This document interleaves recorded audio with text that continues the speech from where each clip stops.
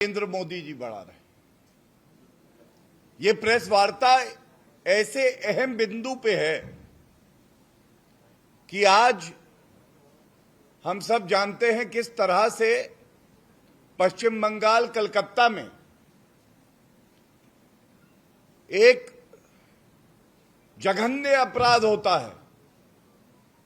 हमारी एक बहन के साथ बलात्कार होता है, उसके बाद हत्या कर दी जाती है।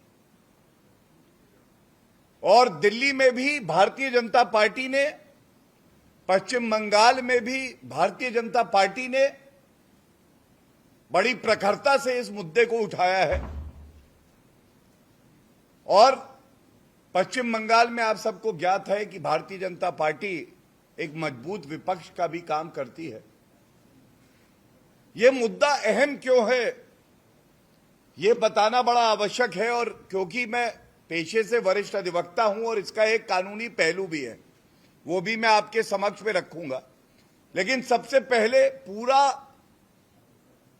भारत आज जो है वो आक्रोशित है, आंदोलित है। और जो महिला हैं वो पूरे देश में आज ये सवाल एक महिला मुख्यमंत्री से, जिसको ममता कहना गलत होगा, निर्ममता बनर्जी कहें तो ज्यादा ठीक होगा। मैं जब यहां आ रहा था तो मैं सबसे पहले एक जानकारी देना चाहता हूं। ये घटना, ये जघन्य अपराध 9 तारीख को हुआ और 9 तारीख को ये जघन्य अपराध होता है और 13 तारीख को कलकत्ता हाईकोर्ट फटकार लगाता है निर्ममता बनर्जी को और कहता है आप अपनी जिम्मेदारी का निर्वहन ठीक से नहीं कर रही, कानून व्यवस्था ध्वस्त है। ये मुख्यमंत्री ममता बनर्जी मस्त है, कानून व्यवस्था ध्वस्त है, ममता बनर्जी मस्त है। और 13 तारीख को कलकत्ता हाईकोर्ट ने एक आदेश पारित किया, जिसके कुछ अंश जब मैंने उसका अध्ययन किया तो ऐसे टिप्पणी, ऐसा फैसला है जो दिखाता है किस तरह से ममता बनर्जी के राज में, जो कि गृह विभाग भी संभालती हैं, संविधान में कानून व्यवस्था प्रदेश का विषय है, किस तरह से विफल हो गई है। और यहां आते वक्त पता चला कि कल आप सबने देखा होगा किस तरह से जो रक्षक है वो भक्षक बन गया। ममता बनर्जी को खड़ा होना था पीड़ित परिवार के साथ और जो डॉक्टर हैं, जो समाज की सेवा करते हैं महिलाओं के, लेकिन ममता बनर्जी खड़ी किनके साथ थी? बताते हैं 7,000 की भीड़ इकट्ठी हुई और प्रथम दृष्टया यह प्रतीत होता है टीएमसी के गुंडे आक्रमण करते हैं, हिंसा करते हैं उसी आरजी कर मेडिकल कॉलेज में। यह क्यों किया जाता है, यह भाव सबके मन में आया। तो इसकी 3 प्रमुख वजह मैं आपको बता दूं। अध्ययन करने के बाद यह स्पष्ट हो जाता है। पहला कारण यह है कि यह टीएमसी के गुंडों से करवाया जा रहा है कि जाके जो साक्ष्य है, जो प्रमाण है, जिससे सजा होगी इस जघन्य अपराध में, उसको नष्ट कर दो, सीसीटीवी उड़ा दो, क्राइम सीन के साथ छेड़छाड़ कर दो। हम सब जानते हैं कि जहां पे ये जघन्य अपराध हुआ उसके बगल में मरम्मत चालू हो गई, रेनोवेशन चालू हो गया, जिससे कि तोड़फोड़ मचा के और कोई साक्ष्य और प्रमाण ना बचे, जिससे यह साबित ना हो जाए कि ममता बनर्जी के ही गुंडे हैं, रेपिस्ट हैं जिन्होंने यह कृत्य किया है। पहली बात, एविडेंस को प्रोटेक्ट करना, प्लेस ऑफ क्राइम को प्रोटेक्ट करना जिम्मेदारी किसकी है? मुख्यमंत्री की है। विफल मुख्यमंत्री, निर्मम मुख्यमंत्री।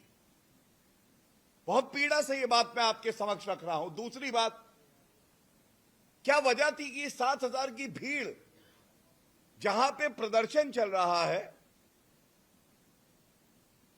डॉक्टर्स की जो नियत है, जो जज्बा है, उसको सलाम करते हुए यहां से उनके बीच में जो उनकी साथी थी उसको मार दिया गया। शांतिपूर्वक तरीके से संविधान में आस्था रख के वो लोग प्रदर्शन करते हैं तो ये 7,000 की भीड़ बताते हैं जो कोर्ट में सरकार ने कहा है जाती है, वहां पे मंच को तोड़ देती है। और इसका दूसरा बड़ा कारण है भीड़ दिखाओ, डर फैलाओ, डरा दो इन डॉक्टर्स को। जो हमारी बहनें हैं, बेटियां हैं, उनको डरा दो कि अगर उनके साथ बलात्कार होता है, अगर उनके साथ कुछ भी गलत होता है तो तुम मुंह से आह नहीं कर सकते। डराना इनका मकसद है। यह दूसरा बड़ा कारण है जिसकी वजह से यह किया। और तीसरा सबसे बड़ा कारण है, और अभी मैं आऊंगा, जो कलकत्ता हाईकोर्ट ने भी कहा है, ये मेरे शब्द नहीं है, मैं तो केवल बयां कर रहा हूं। तीसरा बड़ा कारण है गुंडा राज पश्चिम बंगाल में रहेगा, कानून व्यवस्था जो ध्वस्त है, संविधान जो तार-तार हो गया है, अभिव्यक्ति की आजादी का गला घोट दिया गया है। तो ऐसा डर फैलाया गया है कि वहां पे संविधान का गला घोटा जा रहा है। और इसको मैं जोड़ना चाहता हूं, आपको याद होगा अभी चुनाव खत्म हुए हैं,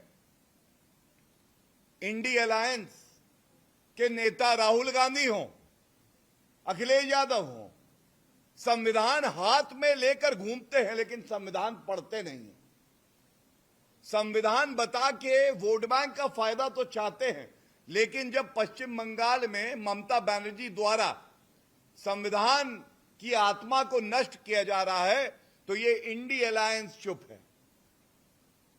और मैं अब आपको बताता हूं कि अभी कुछ क्षण पहले कलकत्ता हाईकोर्ट ने लताड़ा फटकारा, ममता बनर्जी को आईना दिखाया, और ये कहना गलत नहीं होगा, एक करारा थप्पड़ है ये उस मुख्यमंत्री पर जो नहीं समझ पा रही कि उसकी जिम्मेदारी क्या होती है जब जघन्य अपराध हुआ हो। The Calcutta high court has said this. Calcutta high court ने कहा है कि यह फेलियर है स्टेट मशीनरी का, फेलियर ऑफ स्टेट मशीनरी। ये शब्द जो है ना, failure of state machinery has broken down, ये क्या दिखाता है? आप सब जानते हैं इसके परिणाम क्या होते हैं। मैं उस पर टिप्पणी इसलिए नहीं कर रहा कि ये राजनीतिक मुद्दा नहीं है, ये मुद्दा है संवैधानिक, महिला अस्मिता का, और ये मुद्दा है डॉक्टर्स का जिनके साथ भाजपा खड़ी है, जो सफेद कोट पहने इंसान के रूप में भगवान है। ये मुद्दा उनका है और इसलिए इसे उठाना आवश्यक है। और इसके बाद कलकत्ता हाईकोर्ट ने अभी आदेश भी दिया है, तमाम जो डॉक्टर हैं जिनके प्रति हिंसा करी गई उनको सुरक्षा दी जाए। तो ये तो मैंने आपको इसलिए जानकारी दी कि ये अभी ताजा ताजा है और कैसे उल्लंघन हो रहा है, लेकिन हम लोग इस बात को हर प्रदेश में उठा रहे हैं। भाजपा ने ये ठानी है कि ऐसी मुख्यमंत्री जो महिलाओं को सुरक्षित न रख पाए और जघन्य अपराध होने के बाद वो पापियों के साथ खड़ी हो, आरोपियों के साथ खड़ी हो, तो उसको हम देश भर में उजागर करेंगे। 14 तारीख को एक प्रेस वार्ता और करी थी, 13 तारीख को हाईकोर्ट का जजमेंट आया था। ये 5 बड़े बिंदु मैं आपके समक्ष जरूर रखना चाहूंगा और हाथ जोड़ के ये निवेदन करूंगा अपने मीडिया के भाइयों से, बहनों से। लोकतंत्र का चौथा स्तंभ आप हैं। हमारी जो जिम्मेदारी है हम पूरी कर रहे हैं। ये मेरी विनती है, ये प्रेस वार्ता नहीं है। ये लोकतंत्र जो मारा जा रहा है, महिलाओं का उत्पीड़न हो रहा है, हम आवाज बन के आपके समक्ष आए। इसको हर कोने तक, राजस्थान के और देश के पहुंचाने की जिम्मेदारी मीडिया की है। 13 तारीख के फैसले में सबसे पहले जो बात आई, जब कोई हीनस क्राइम होता है, गंभीर अपराध, तो कॉग्निजेबल ऑफेंस होने पे यह जिम्मेदारी होती है पुलिस की, सरकार की, कि एफआईआर दर्ज होगी। It is mandatory. और यह दुख होगा आपको जान के, इस पूरे अपराध को रफा दफा करने के लिए कहा गया अननेचुरल डेथ, जिससे कि एफआईआर भी ना करनी पड़े, मामला रफा दफा हो जाए। और इस पे सख्त टिप्पणी कलकत्ता हाईकोर्ट ने करी।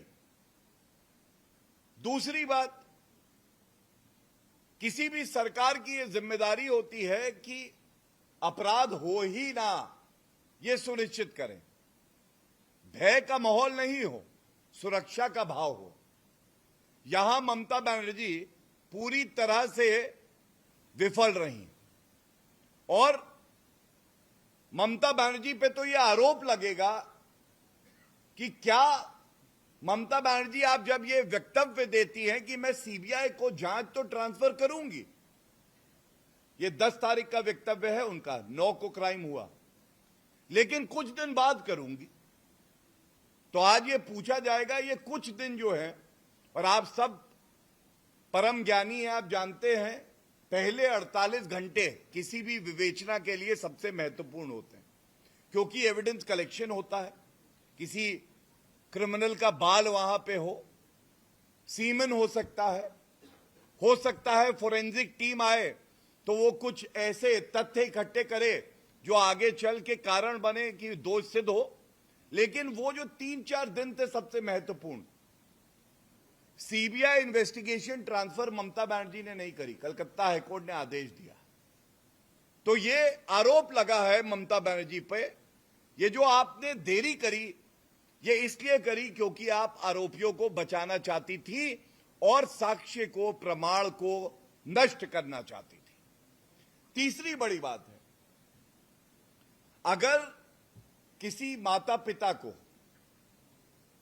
ऐसा दुख देखने का क्षण आया हो और वो पीड़ा में हो, तो सरकार और जनता तो पीड़ित परिवार के साथ है।